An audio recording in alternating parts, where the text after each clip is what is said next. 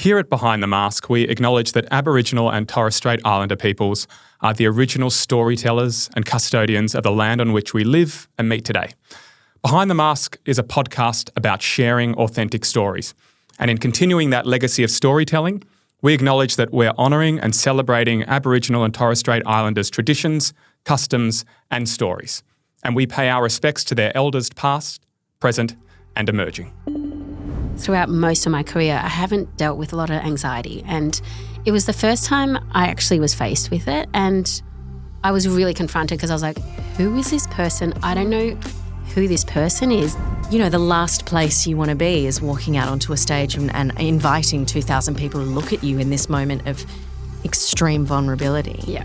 And you just want to run away from it, and you can't. In the last year of Moulin Rouge, I was burnt out, and so I was just juggling sickness / my sleep got affected, and then your moods, and then also your focus. My ears went crazy. All I could hear was white noise. I was looking down at Jeff Castles, who was conducting, couldn't hear the key, couldn't hear anything. All I could hear was just my ears went crazy.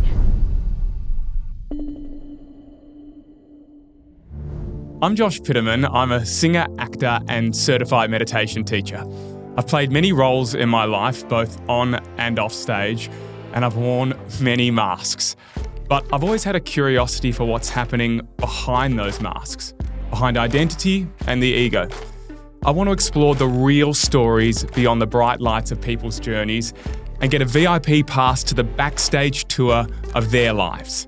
In this new podcast series, you'll get to know some of the most extraordinary and inspiring people behind the masks that they wear. It's an opportunity for them to share their authentic stories, their successes, sacrifices, hurdles, triumphs, fears, motivations, insecurities, and passions, as well as their self-discoveries, philosophical or spiritual awakenings, the growth mindset tools they've used, and the wisdoms and lessons they've learnt to navigate their way through life with purpose and meaning. It's time to be inspired by the depths of what it means to feel truly human. It's time to go behind the mask.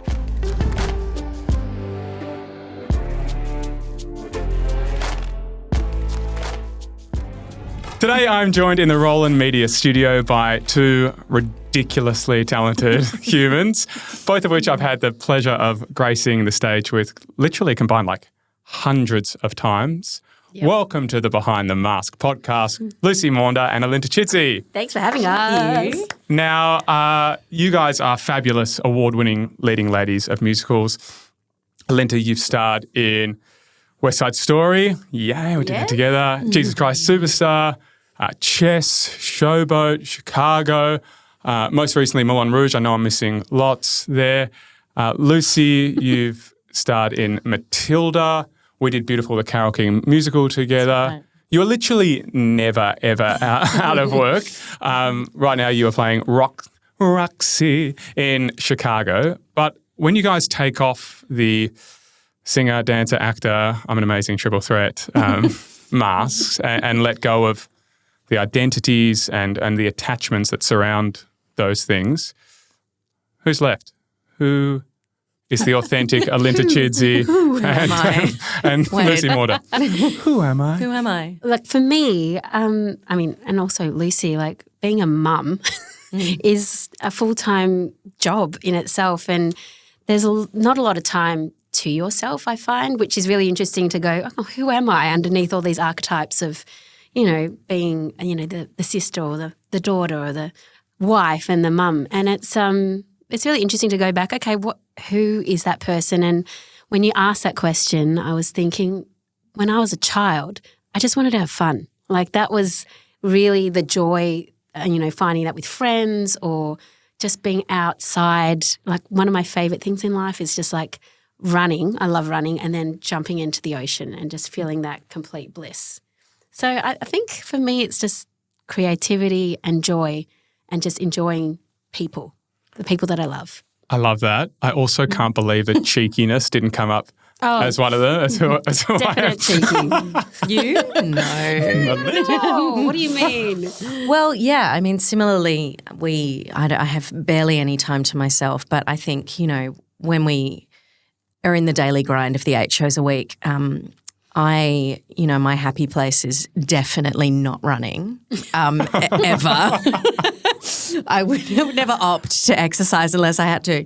But I'm doing a lot of that at the moment, a lot of dancing at the moment. So I feel like my quota is met on that thing. But I love just being at home, cooking and just being quiet at home and enjoying my peace and quiet, I think, when my daughter's at school and having just time to, to chill. And that is something that, I love working and I love being on stage 8 times a week, but I also love the quiet of just, I love food and I love wine and I love to just be like chill at home and not sort of trying to find the next job or the next thing, that's really difficult. The simplicity of actually being okay to do nothing. Yeah.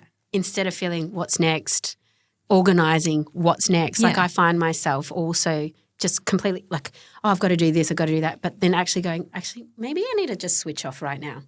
Yeah, because I think as a parent, you spend so much time and energy on, raising, shepherding that little human. And, as they get older, mine's 7.5 now. How did that happen? No, literally, I have no idea. Edie is it's a crazy little child.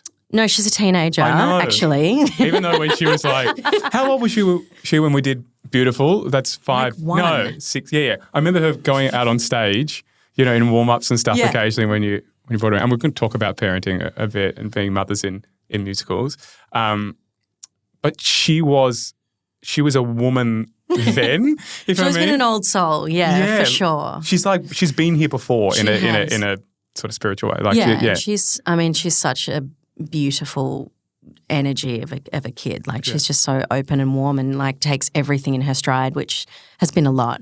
She's been on tour with me since basically the day she started school, and it's gotten a lot harder now because she has to be at the same place, in the same place. But then on top of that, ballet, jazz, tap, mini acro, musical theatre, footy, all of the things, tutoring, everything that goes with it. So those little quiet moments that we do get to have at home when we're not doing a 2-show day or whatever are really special because in all the other times I'm thinking about school lunches and or washing and or all of the grind of daily life and the life admin and the tax and the interest rates and the mortgage and the bills and all of those things that come with being an adult. And I'm just like, I'm over being an adult. I want to be a kid again.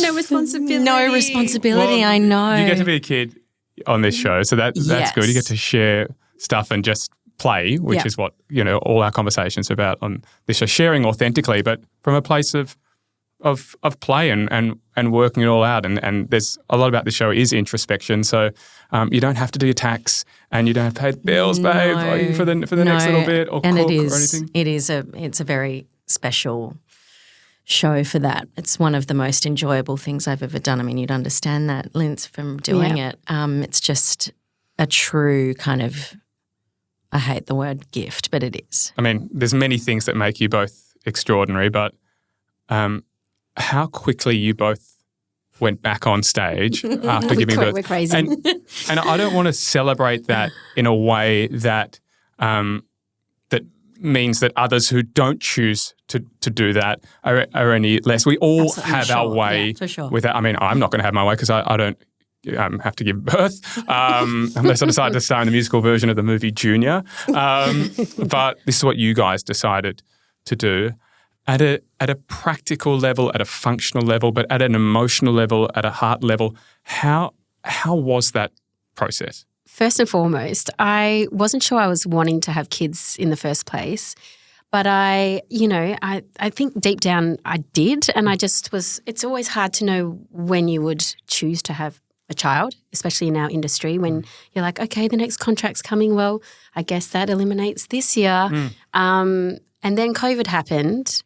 And so I was just left with this like open window of like, well, maybe this is the time. And I didn't put any pressure on it. I just sort of thought, let's just see what happens. And I think that was the best headspace to be in for me, of not feeling like I had to produce a child, or just let it be. And then it, like, I'm so grateful it did come, because I know a lot of people have trouble, and and I had already started auditioning for Moulin Rouge at the time, and it was all tapes. It was all COVID. So, and then it wasn't till 37 weeks pregnant, I was in the room, and I thought, I've got nothing to lose. Like, if I'm meant to be doing this role, then I'm meant to be doing this role. Your water could have broken whilst. Yeah, well, the diaphragm was completely flattened. Yeah, like I had no breath support. I didn't realise you did that at 37 weeks. I knew you did it pregnant, but not.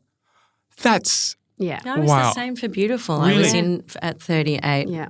Really? Yeah. Crazy. Does it not, like, obviously it does enter your mind that you go, hey, I'm right at the pointy end of this. I could go into labour right now. Like, literally. Of course, I knew it would take it a lot, but you just don't know until you're in it. And That's a good space to be in, though, I think, because that kind of like blind, you feel like you can achieve. You're like, I can do that. Ignorance Like is bliss, 100%. Like, I'll go back at 6 weeks postpartum. It'll be fine. Absolutely. And that's like the best place to be in, rather than being scared about it or being like, I'm not going to be able to do this, and I'm going to be in a really So you just approached it sort of openly, like. So, yeah. Yeah. I mean, you went through giving birth. It's nothing more huge than someone can go through.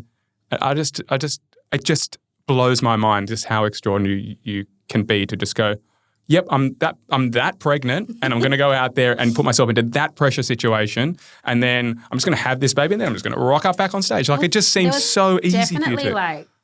There was definitely fear around, like, I remember having a publicity, my first media release call at 6 weeks, and thinking, I've just had a cesarean.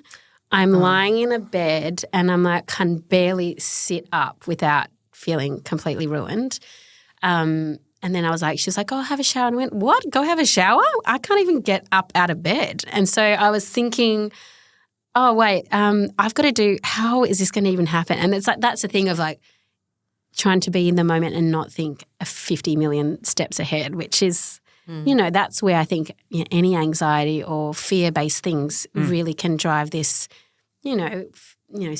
scared human of yourself through. But it was really, I think you just had to just roll with it and just take it as it comes and trust. That's harder, I think, recovering from a C-section rather than, a natural birth. I think that's because that was natural. Yeah, that was part of in my contract though. They were like, what if you have, because I was on the plane over to Perth to start Matilda when Edie was 5 weeks old.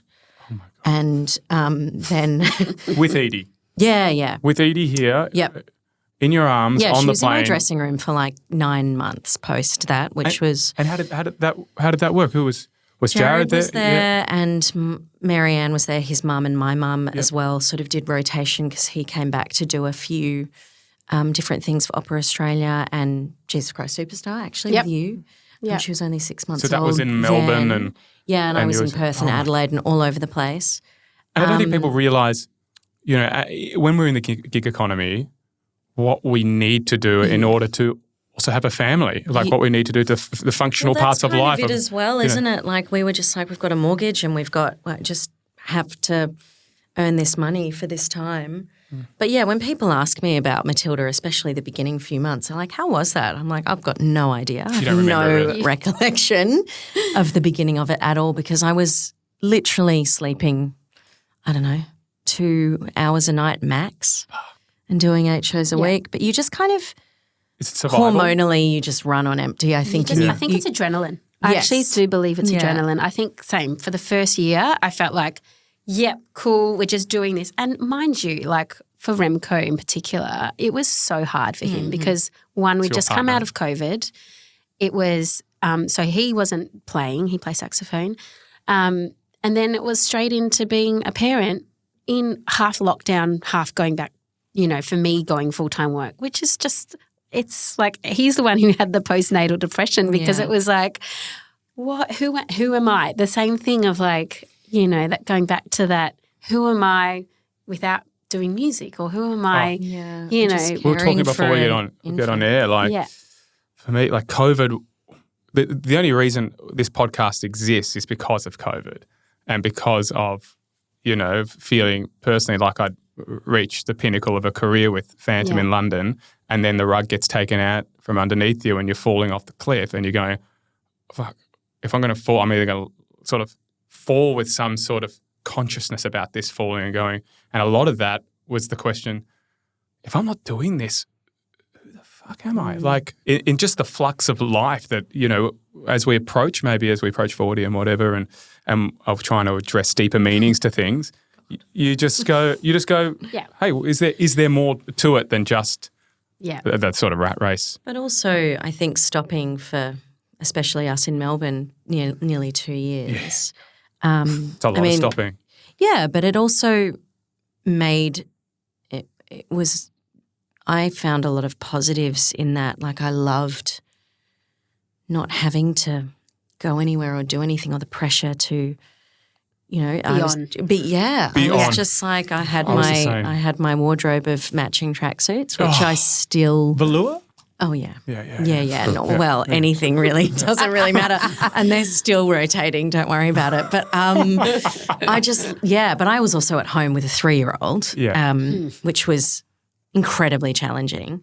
But it was, no traffic. It was calm. It was just like, There's a lot going out to do shopping and going for a walk, and that was kind of it. Like the simplicity of life through that time was something that I actually really miss. And all 3 of you were there, rather than like one person out, one person there back, so you can go do something, and then I'm like back at home. It was very relaxed and values shift from like. I became so non-aspirational, which is really odd for me, and the radius shifted. I was with my ex Charlotte at the time, and it was like the things that I could attach to that would unconditionally love me in return were nature. Mm-hmm. Like just go to the park and just like be in it. And this is so lovely, and it's so simple, and so I didn't feel like it was nice not to run to the applause or run to the show or run to needing something or getting something from the industry. You just go, the stopping was beautiful. And then I feel like I came out of COVID and didn't learn that was the balance that I need. Just like, how can I get back on the train as quickly and make up for lost time? But did you guys feel the same after COVID a bit? It sort of went from 0 to 100. Like I went from doing literally nothing to then. Was it Charlie? I did Pippin first. Oh, Pippin, yes. And then I did Fun Home, and then Charlie, and then Fun Home again, and then Poppins, and then this. So it's been. You've been on a train. I've been on a full high-speed train for nearly 4 years. So, and that was it was difficult to just. Yeah, difficult to get back into and not feel overwhelmed and exhausted. But maybe that's just because I'm old. I certainly feel old today.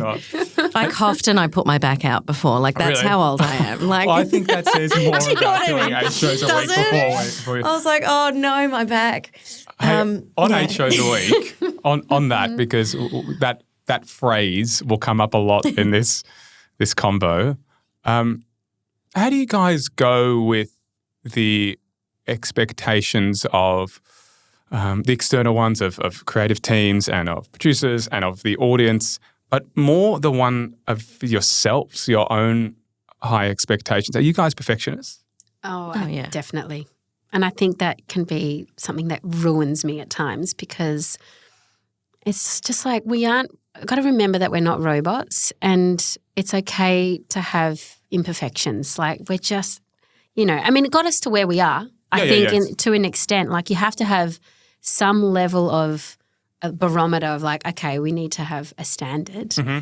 But like I think like for me in particular, like in the last year of Moulin Rouge, like I was burnt out, and so I was just juggling like sickness / like my sleep got affected, and then, your moods, and then you just also your focus, but then, just fatigue, like actual genuine fatigue can get in the way of like which leads to like physical fatigue, vocal fatigue, all of exactly, it. and that was really We've talked about and that was burnout the biggest challenge for me, sustaining over like it was 2.5 years of an actual run of the same show, moving cities. And like packing up your life, what they say is one of the most stressful things. Especially with a toddler. We do like it every, 3 months, 6 months, 9 months. And it's just like, okay, we're doing it again. And it's just the organisation of that and the stress of like finding a place that's suitable for, a toddler and, making sure my husband's okay, making sure, and it's that almost like people pleasing consistently that also can drain. And we all do that a lot in this biz, Yeah, and I think that was really the biggest challenge of like sustaining your expectation of yourself as a performer and what you can do, and that at some stages like it is so hard when you're feeling under. When you come up short. Yeah. From what that I'm exactly the same. I feel that too, and my burnout that I didn't even realise I was having was happening during Les Mis last year, and it was no coincidence that the breaks that I was getting physically, whether they were from, someone's forearm or a surfboard or whatever else, were really just my body breaking down and saying, hey, you gotta stop. And it's, I talk about it often, this idea of, I've probably talked about it in the show before, but the idea of the feather, the brick and the train. It's this great sort of poetic look at how the universe talks to you when you're getting tired, and it'll give you a feather first and it'll brush you with a feather and it'll softly and gently say, hey, just stop, just chill. And if you don't listen, it'll go, hey, here's a brick to the face or the throat. Does that hurt? Are you going to stop now? And if you don't listen, the train comes and then you have no option but to stop. But how did it manifest for you? How did you know, did you like, this is what I'm feeling, this is what's coming up for me, and this is the sign of burnout? Well, I mean, I've been very lucky, like throughout most of my career, I haven't dealt with a lot of anxiety, and it was the first time I actually was faced with it, and I was really confronted because I was like, who is this person? I don't know who this person is, and, it was really hard on my partner, and I was like, oh my God, I don't know how to deal with this, and I think that was the biggest hurdle for me, is to understand and acknowledge first that that's what was happening. And then, when anxiety hits, it affects your being, it affects your sleep, everything, gut health. I feel like I'm like, since I've stopped, I'm like, okay, now I've got to like recover all these things. But I'm the same. I know exactly what you mean. Yes. Yeah, like it was really a scary moment. And I was like, okay, but out of it, I realized like I have empathy for people that are going through it more so now than I ever had, because I was really lucky to not have dealt with it. So I'm really open to sharing that with people, because I think it makes us feel like we're not alone. Yeah. I think that was the biggest seen and heard. Yeah. I think, do you think it's more common, or do you think it's that more people are bravely sharing what they're going through, and this idea of just having courage in this space to actually speak about it is? Yeah, maybe. I think it's also maybe a fallout from what we dealt with, being so quiet for so long. With and COVID. Yeah, and then having to kind of come back and be at, 100% immediately. There's a lot of people that I speak to that in the last couple of years have been faced with, crippling anxiety that hasn't been a thing before, myself included. And with your anxiety, just quickly. It is awful. There's nothing worse than being basically told that you have to walk into a spotlight and then have 2,000 people looking at you while you want to die. Like, have you had that? Horrible. Yeah, through Mary Poppins, really? Absolutely crippling. Couldn't breathe, panic attacks, like awful. Oh my God. Awful. Mm. And I had, I had an amazing therapist, like a clinical psychologist, talk me through all of it, physiologically, which I found really interesting, which was, that your body doesn't know that you're in a musical, and your body doesn't know that you're in a corset and that you're in Moulin Rouge, or that exactly, corsets, same as Mary Poppins. You're in the air. You can't breathe properly anyway. But your body doesn't know that. Your body just, fills your lungs up with air in preparation for you to run away from this thing that could be killing you, whether primarily it's, like a bear or whatever. Saber-tooth, always a saber-tooth. Yeah. But, the last place you want to be is walking out onto a stage and inviting 2,000 people to look at you in this moment of extreme vulnerability. Yeah. And you just want to run away from it and you can't. And I think that's the thing. It's just like and then the more that you go, this is stupid, this is dumb, the worse it gets. Yeah, and then you're pushing it away, you're trying to that resist 5% of the brain that anxiety is linked to, the other 95% is regenerating nails or skin cells or all of that. But like that 5% can completely control everything in your brain. And so I feel like, and that's what's beautiful about your podcast is that we are now sharing these things. So I think that younger performers and performers our age, whoever is dealing with this knows that you're not alone. Yeah. But also that I do feel like you need to have your people around you, whether it is a therapist, whether it is like I saw a performance coach, this wonderful woman, Emma Murray, who really sort of put it into place. First, identified she's like, you've had serious burnout.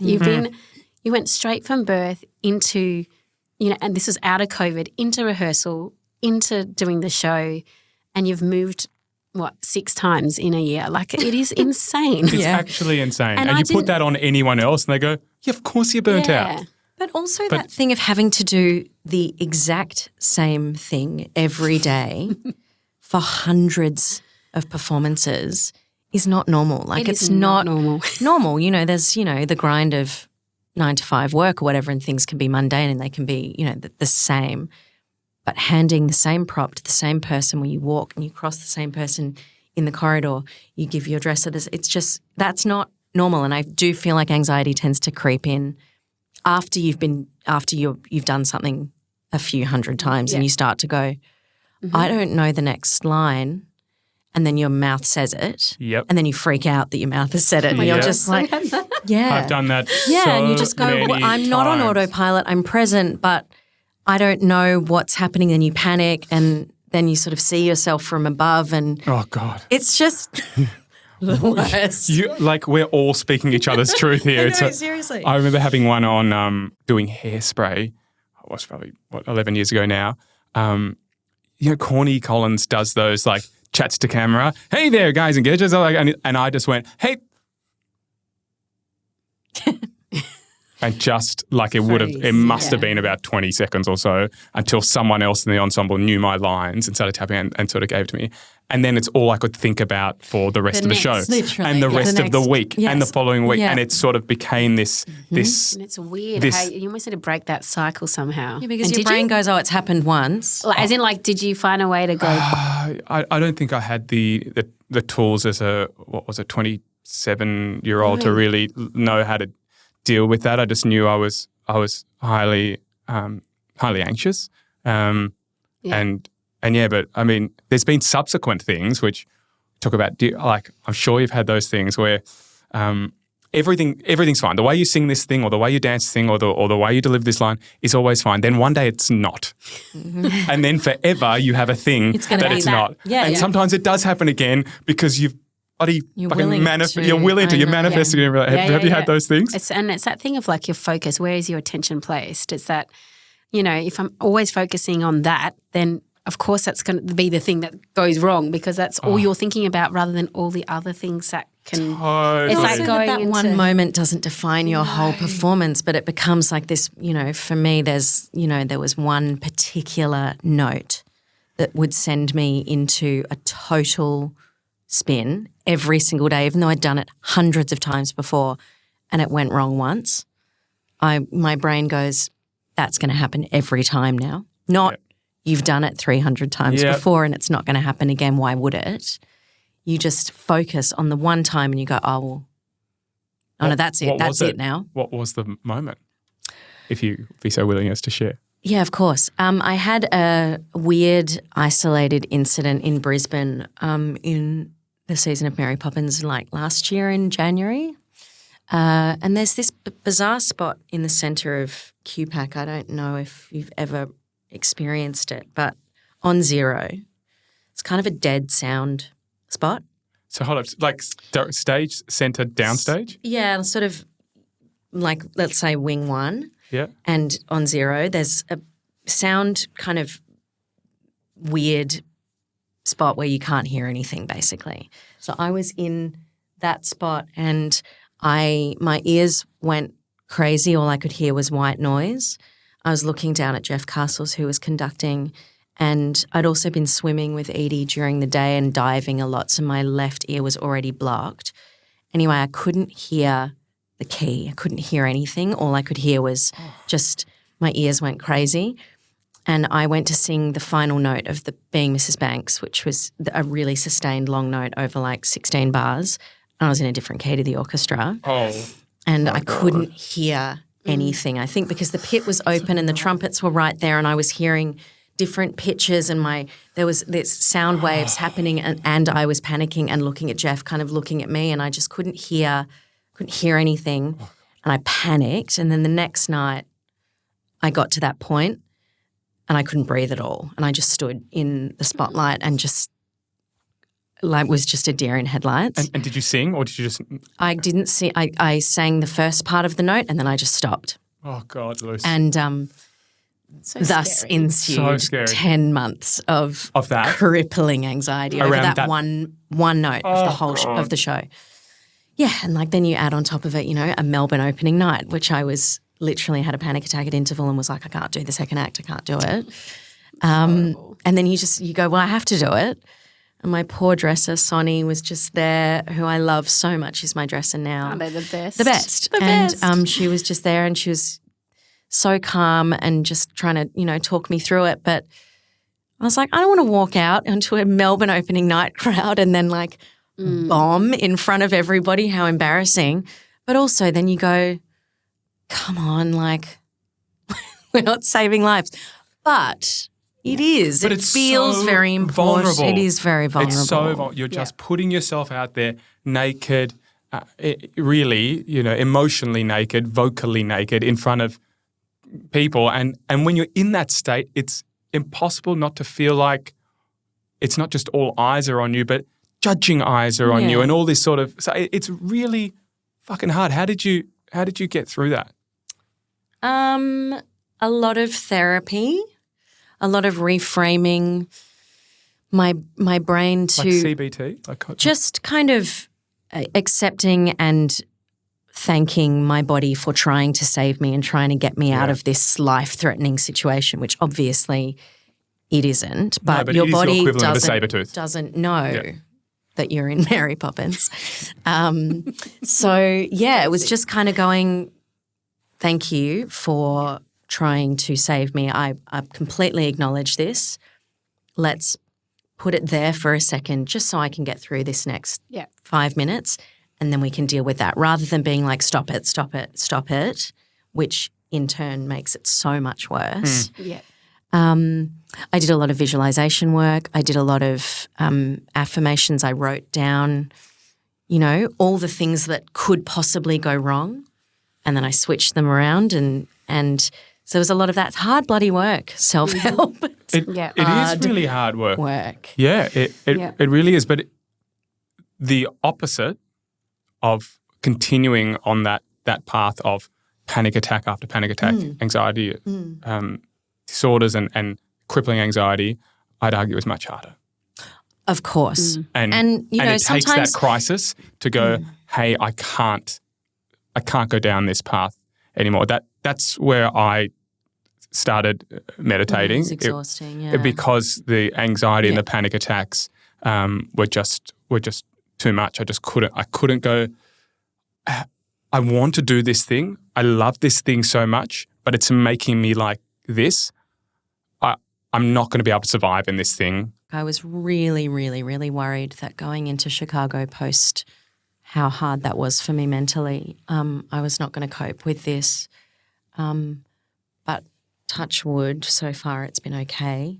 It's been more than okay, I'm sure. Like you said, it's a gift. And it's almost like you need to do something different. Totally. Wouldn't that be wonderful? Just to change up your idea of how you've attached yourself to this particular moment that's really screwed with you because you're like, well, actually, no, I did 300 performances before that were absolutely fine. Never thought about it, right? Yeah. Until that time, and it can, tick. But then you change with some completely different surrounding, different people, different energy, different script, song, everything. And you're like, wait a minute, I'm free again because you're not focusing so hard on this one thing. Yeah, it's the 8 a week is we say it again, like the 8 a week does play lots and lots of tricks on ourselves. And have you guys come up with recipes to make it feel like it's not the same? Trick your mind? I mean, it's always the audiences are always different, and I think that keeps it fresh. Wednesday matinee versus Saturday night. Yeah. Do you guys play with Post-its? Do you do that? I started that. I actually stole it, I think, from Esther Hannaford. That she had all these different Post-its on her mirror. I actually don't know. We didn't talk about it, but I spotted them, and so I started using them in Phantom, where I just had different words like danger, obsession, the music, her smell, and I would shift a different focus that night to be really intently present on a different thing. That really worked for me. It's sort of, it brought curiosity to it, which I know helps so much with just being present, like just being curious. That's why these chats are so present, because we're also curious about it. And it got back to being like I'm playing with something, like that it's not that fucking serious. Like it is just a musical. It's not saving lives, all of that. That I'm like, okay, let's play with this idea of something. Yes, I still had those moments in the show that I'd be like, oh, God, this is the moment when this happens. Don't fuck this up or whatever. Or just don't fuck up that last note in Music of the Night, the really awkward one on your break, on your passaggio where you're like, don't make that too much. But that helped. Do you have things? I mean, for me, usually it's like remembering and reminding myself that someone is in the audience who's seeing it for the first time. Like that, and how much I always want to have that on the receiving end. Yeah. Watching someone else, I really want to feel like it is, exciting and it's important. So then I'm, channeling some message to someone. Like I think that's always what motivated me to perform too also, or that's, my reason for it. And what you're gifting them. Yeah. Yeah, because I always feel like I would be cheating if I wasn't delivering something that I am proud of or something that I feel really is authentic. And of course, like there are days where you're like, that didn't feel as real. But and there's days when you're not 100%, you have to be 100% of your 60%. Yeah, and this goes back to what Luce was, touching on of, it's not just about that one moment, that it's about the whole picture. And it's not just me, it's like the whole cast, and it's the orchestra, and it's the lights, and it's the, everyone involved is such a huge juggernaut. Like, our set was one specific moment. The Moulin Rouge set. Yeah. I mean, that alone is like a character of itself. So you're just like, well, you're a small part of it. Yeah. Yes, we play a lead role, but there are so many people involved. Yeah. It's not about focus off yourself for a second. Focusing on the other actor. Yeah. That is the biggest thing. Yeah, it's just oh my gosh. Listen. Listen, that was always one of my posts. Yeah. I have a gripe with our industry. I have a few gripes, but one of it stems around what I think is a self-focused, or, we do have to be self-focused. There is this sort of, it's about us and our careers, and there is a narcissism that comes with that. But this idea of sharing. So when people go, I got Phantom, I got it, like it's mine, like, how do you feel about that? Because when I see that, or when like on social media, whatever, I just go, and maybe it's me like mirroring my own shame at my own narcissism back at myself. Say? Like, because I would never write that anymore, but I know that previous versions of me did, and I go, I fucking hate that version of me. Like, God, you were so fucking absorbed. Like, and I would say that I'm so looking forward to sharing this thing with, like, that it's not about us. It's about what we're giving to other people. It comes back to like the word play, right? I'm playing the role. Like, it's a playful thing to experience and explore, right? And that we're lucky to do this together and then share that with an audience. Like, I think that's, the sort of frame of mind of it is helps you get off yourself. Yeah. Because it's not about you.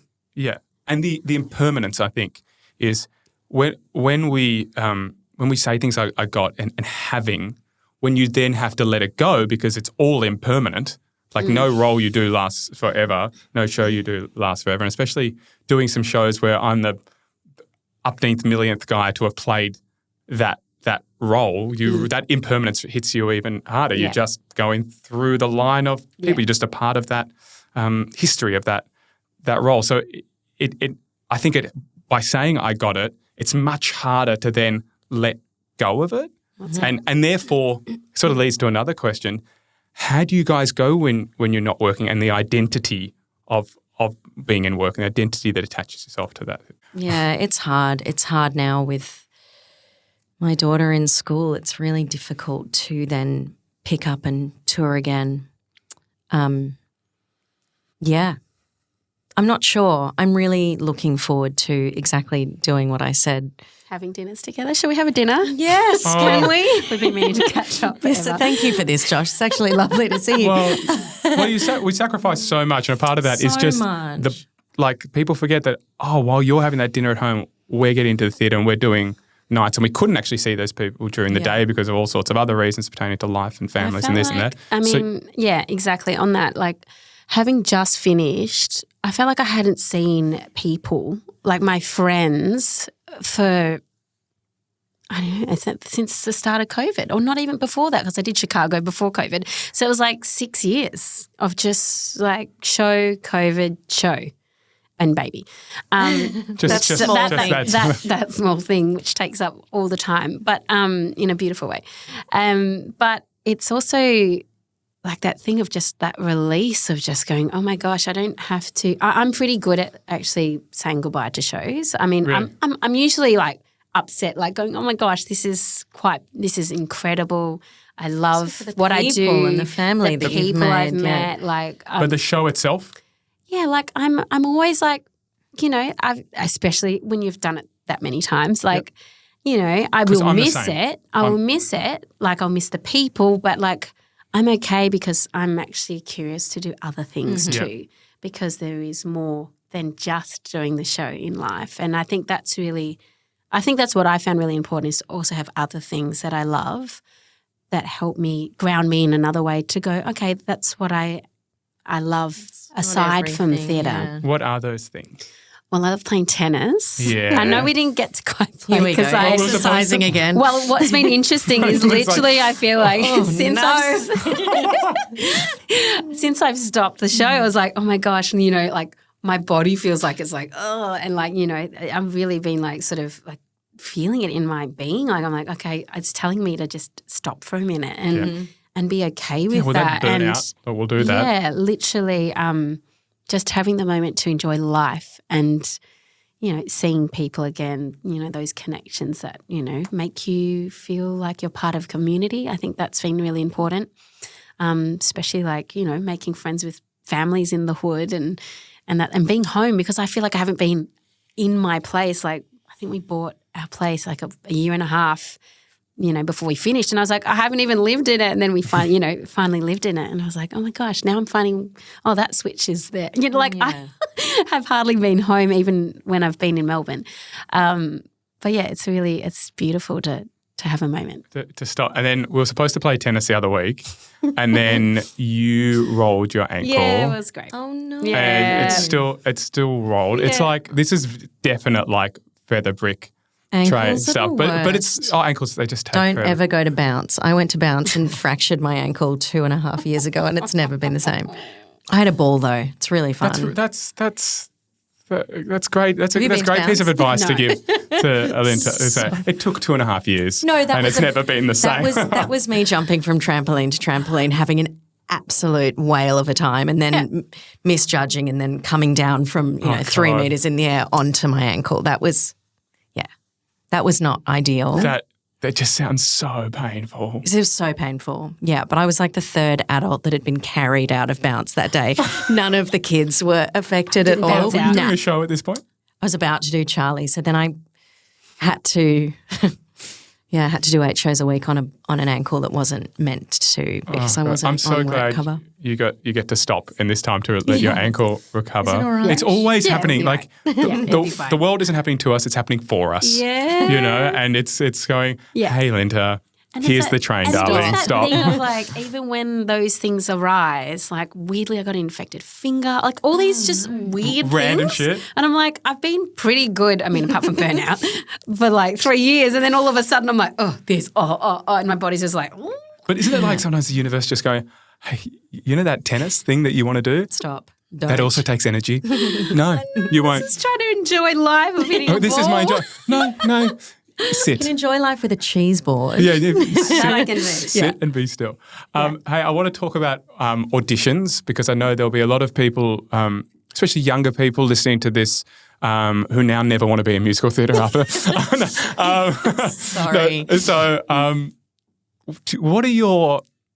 How do you approach auditions? How do you deal with the pressures of auditions?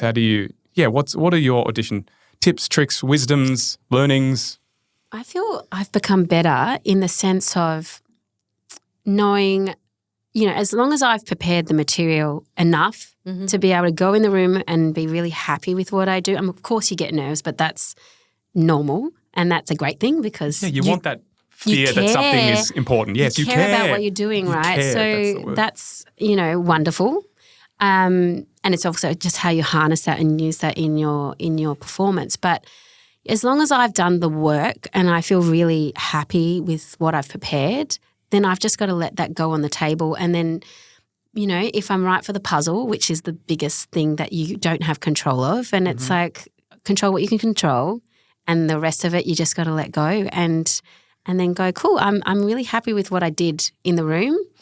And what if I wasn't, where can I work on that for next time? But it's all, an experience, and it gets, the more experience you have, I feel, with doing them, you go, they want you to be right for the role because it means their job is done. So remember, I think for the younger kids especially, it's like they want you, you're there for a reason. You are in the room because you are somewhat right for this show. So you feel supported in that respect and be open to listen and play and,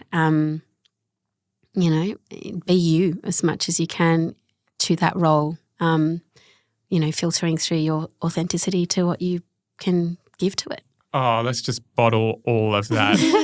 Like that. Well done. That is so much wisdom there. Yeah, totally. A lot of people do come on this show and talk about, being able to control what you control or control the controllables and let go of the rest. But there's so much stuff in there that just, resonates so deeply with me when I get it wrong or when I do have my hiccups in auditions. It's because I'm not sitting into those things. Because a lot of the time it's not about what you've done. You may just be a little too tall for the person that they've cast or something that you literally cannot And it's a tour with a costumes that's already they're already on the US tour and they need to fill someone who's 6 foot and you're 5'9" or not to take it personally but exactly like that. If you've done the work and you've done as much preparation as you possibly can do, then it's just literally out of your hands. Yeah. Do you guys know a book called The 4 Agreements? No. It's a great book by an author called Don Miguel Ruiz, and it's to find greater ease in life. But his 4 agreements are: be impeccable with your word, so be honest and be truthful. Don't be a liar, but also be true to yourself and put yourself out there authentically. Don't take things personally, which I think is so hard in our biz because you think it's you when it's all sorts of other things. Don't make assumptions. Which I think... God, it's the motherfucker of all fuck-ups. It really is. It truly is. How do you go with that one? It's so hard in our biz. Like, but the hypothetical, what if that, the what-ifs that constantly. And always do your best. Yeah. I think they're really 4 strong ones that I guess I try and use with auditions. Don't assume that they want this or they want this. I'm not going to play I don't want to play mind reader. Like I'm I come back to a Bryan Cranston clip on YouTube about auditions. I love Bryan. He's so good. so We love good. Bryan. And he says that for probably the first 18 years or whatever his career, he was going to audition trying to get a job. Yeah. And that was where his downfall happened. That's not actually what his job is. His job is to go there and present the most compelling version of the character you can possibly come up with in that moment in time and share that with them and let it go. Yeah. It's not about getting it. It's not about getting it. Yeah. It's Yeah. about sharing Yeah. it. And I think we put so much pressure on ourselves to get it. Maybe it's that as well, Luce, that to get it. So when I do get it, I can celebrate. I got it, but it's actually you were sharing. Yeah. And you were being impeccable with your word, hopefully, and you were telling the story in the way that enabled someone to feel in the most fullest way that they needed to feel in order to feel like you're capable of sharing that beautifully all the time. And I think that comes back to like bringing your version of that character.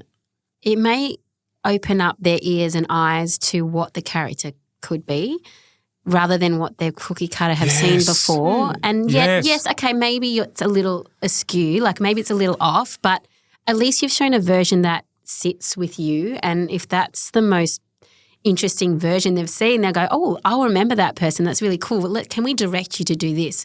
And then, yes, be able to switch and change and have that in your sort of arsenal to go, cool, that's what I can do, but this is also, I can align with what you want. That's the same thing that happened in Chicago rehearsals because I was kind of like, they said, I'm sure Tanya said the same thing to you, like this show will change your life, but we want you and we want your version of these roles and we want to just make sure that we don't.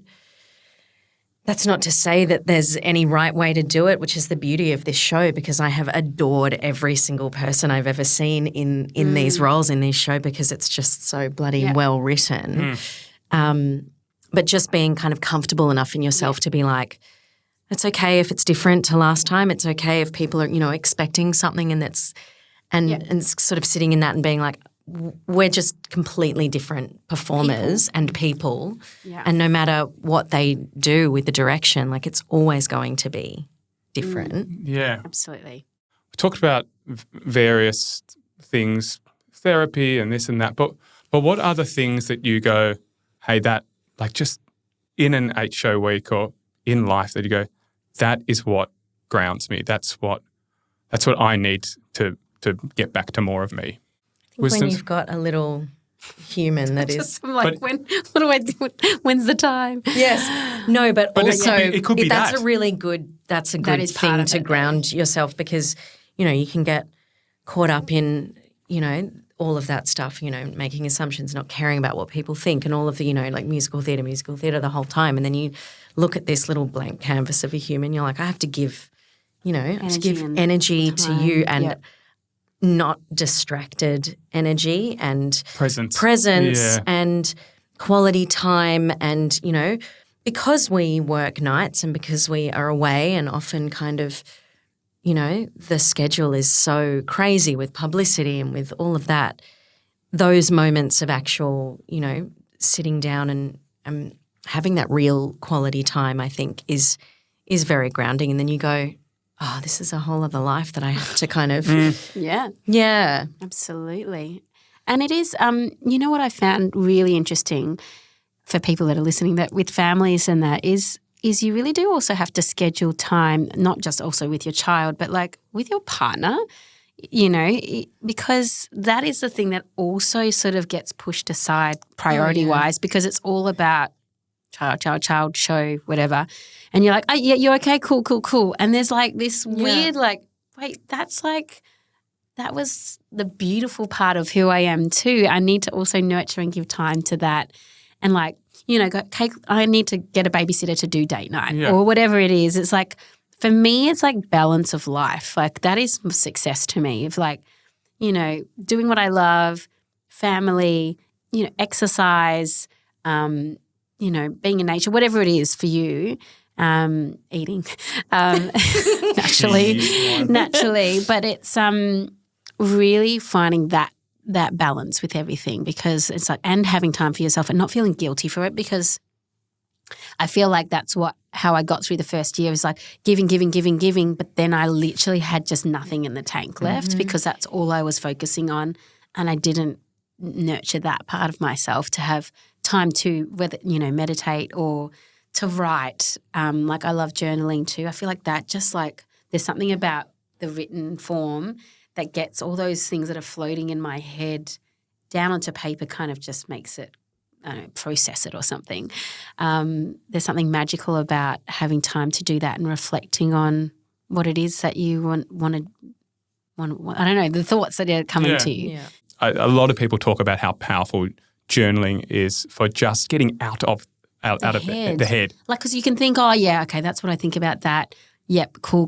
But it's like something just sort of makes it, feels like it's sort of off your chest or out of your mind. And I need to go buy a journal. Yeah. and maybe that, when you put the superficial stuff that might be at the forefront of your mind onto paper, and you look at it rather than it being inside your head, doing your head in potentially, you realise how not important it is and you need to see it in order to do, I think, journaling. It's been one of the most powerful things I've done over the last 5 years, actually just pick up a pen and start writing shit. I really love what you said about partner time, that this is the person whose love you have for and whose love they have for you created this beautiful being that you now call your child, and actually carving out time to expand that love. Yeah, or get back to that love. With opposing schedules, it's like it's near on impossible to just, and then you go, I've got to focus on that. I've got admin, I've got bills, I've got her to think about, I've got a show to do. Like it is really difficult to find that balance. Yeah, I find that really challenging. Yeah. Yeah. How are you going with the meditation? Linda and I got together the other week because you hadn't meditated for a while and I teach it when I'm not doing form and we sat and meditated together. It's been great. Same again, like I don't have the amount of time, like I literally wake up from my daughter going, Mama, it's good. I'm awake. Such a shock, isn't it? And I'm like, I know you're awake. I know, I can hear you're awake. We've transferred it to saying good morning now, which is really lovely. They only communicate above the stave as well, and it's so at a pitch that only dogs can. Well, you need to do what I did with Idiot about how old's Harley? 3 and a bit. Yeah. Okay, so maybe 6 months down the track, I've now trained her like a dog to bring me an espresso and wake me up calmly and quietly. She's still in the cot though. With a coffee. I thought you were going to say I've trained her to find her chest voice. No, she found that years ago. Okay. No, she's absolutely fine with her chest voice. No, she knows how to get up, turn the beings coffee. Ever. Like they're the best singers ever because they can just like, Rah! It's a high belt. Turn the coffee machine on, make me a coffee and wake me up with a morning, mummy. Coffee, peel my eyes open, straight in. Yeah. That's okay. Once I let the cot thing down. Needs to be in a bed. Yeah, she needs. I'm still restricting her to the bed. Yeah. To the cot. Yeah. Anyway. Sorry, I the completely jail's still there. You off. Because I'm like, don't call out yet. So she calls you. Is she in your room? No. No. No. God, no. You need some space. You just wake up to, Mom, yes. Mom. Yeah. Lovely. So have you been like mid-meditation and you're like, I am so zen.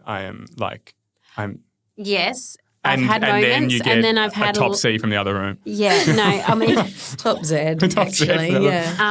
I haven't actually been doing it before she gets up yet because it's at the moment she wakes up at 6 and it's just like that's just a bit brutal.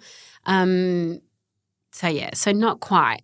You're before, but when like I've got a moment when she's in daycare or something, then I can have a moment. And that's I think that's all we need is to find these like little moments. Like we say that half an hour. Oh, not even that. Even 2 minutes. Yeah. Like of going like because when we talk about meditation practice, people go, "Oh, are you doing TM? Are you doing that Vedic? Are you doing mindfulness?" And so much of it goes, "Oh, it's 20 minutes twice a day," and you go. I don't have 20 minutes twice a day. And if the old Zen saying is if you don't have 5 minutes to meditate, then you probably need an hour. Yeah, totally. So and true. I do love that saying. But also the 2 minutes of just like, Yeah. you know, this sort of just Stopping. stopping, just coming back to stopping. like where I am now, just like, or else it just the freneticism of life just gets away from us. Yeah. So, you know, you can meditate at the bloody traffic lights if you want. If you just go, I see the red light, I hear the sounds of cars around me, I feel my feet hopefully on the brake and my bum in the seat, take a breath or two, and then it's green and we're back at moving. Like finding those little things. moments, And I think yeah. that's like when I do talk to a lot of mums who ask me about meditation, and we didn't talk about that, but I'm talking to them about it now. That's what I say is Yeah. helpful. Like if you can find 30 seconds 10 times a day or 6 times a day, Yeah. that might be just as helpful as Yeah. 20 minutes twice a day. They're That not is doing impossible. They're not doing it at all. Yeah. Yeah. Yeah. Yes. Yeah. Yeah. I've also had to prioritize. I mean, it's not meditation, but really prioritize. Like if I've got an hour to have a nap, Oh, because I've gotten really good at napping. Oh, what a really skill. good. It is a skill. I was never good at it before, but now I'm such a skill. like, I've got 20 minutes, disco nap. I feel so much better afterwards. Disco nap. It's a disco nap. Where's the disco part? You know, You listen to Earth, Wind and Fire and you that's nap? right. Yeah. Yeah. But how do you get into nap that quickly? Whether it is stopping, focusing on breath, and just Yeah. then you fall into. I am so tired that I will fall into. But I've always been that kind of personality type that's like sleep's a waste of my time. I don't need to sleep. 5 hours. Wine. No, Who needs not sleep even when at the moment. But yeah, like 5 hours I would be fine with Yeah. a night. Really? Yeah. Can you do 5 hours? Oh, I have been. Yeah. Like, don't you worry. Not Yeah. your preference. It's not my preference. I wish I was sleeping longer, but yeah, no, I've definitely. I mean, I've been having troubles with sleeping. Like, I'd wake up at 3:30 and just be like on, and just like, The burnout thing. yeah, I could only Yeah. sleep in 3-hour windows Yeah, when I was 3-hour blocks. burnt out. And then you Yeah. just then you start thinking about that, and then you can't stop thinking about that, and you can't get back it's the into worst. it. sleep. The pressure, No. the pressure to killer. sleep. It should be this the most a normal natural thing. thing, but it's but it's I took my perfectionism into sleeping. How can I be the best at sleeping? And Yeah. that maybe if I'm even more terrible at it. yeah. Yeah. Oh God. We've talked about sharing. What is it about musical theatre that you just love? I think it's the fact of, well, one, it's live.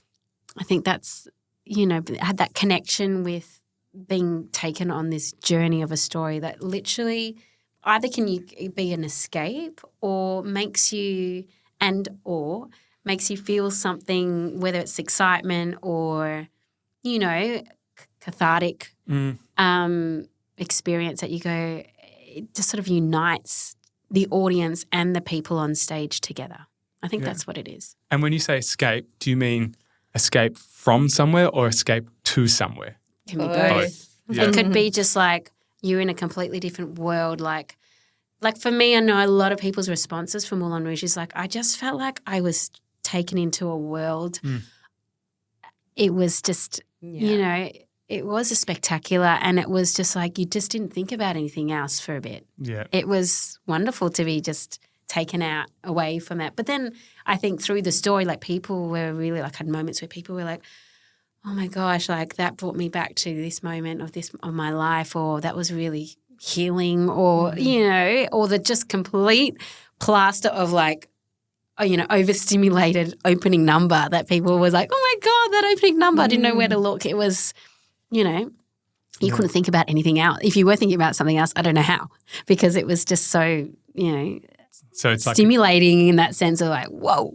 That's the thing as well, isn't it? When you put all of the elements together of Yeah. musical theatre, as opposed to, I love straight theatre as well, and all different mediums of the arts. But musicals, when you've got the music and the lights and then that kind of energy from the audience and the stage, and there's just nothing like it, I don't think. And the music can move you in a way that nothing else can. yeah. And so it's so evoking. very special. Yeah. Yeah. Yeah.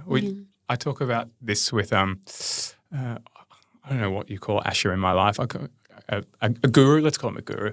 Everyone needs a guru of some description at some point. But Asher talks about it and various other things. As earlier, talking about got to pay taxes, got to cook, got to do all of that, and that's sort of this sort of horizontal world is what he describes that as. And then we get into the theatre and we enter into something more vertical, which is something that lights up your heart, something that grounds you in a limitless place downwards and takes you to spiritually to a place upwards. Yeah. And that our desire as humans is actually, if we go too far down the horizontal path, life becomes so monotonous and so taxing. And so I use the word tax like, Love tax. Yeah.